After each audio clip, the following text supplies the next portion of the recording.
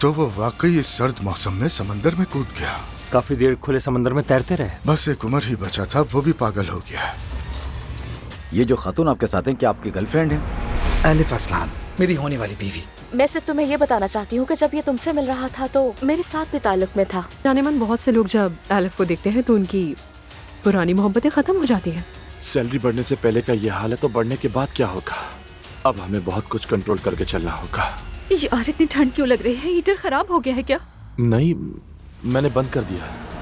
बहुत मज़ाहिया इंसान है। मुझे भी बहुत हंसाते हैं। वैसे आपका खानदान भी मजहबी है, मगर अब्दुल्ला साहब के यहाँ जो सख्ती है वो आप क्या नहीं देखी मैंने बिल्कुल भी।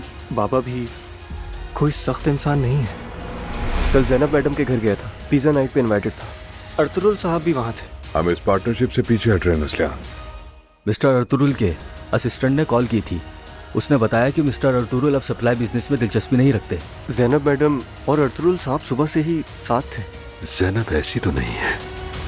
तुम्हारे शौहर ने जो कुछ भी किया है, मुझे नहीं लगता कि हमें उसको हल्का लेना चाहिए। मेरा ख्याल है तुम्हारा शौहर प्लानिंग से आगाह है। तुम हिम्मत नहीं हार सकती दुआ, बिल्कुल नहीं।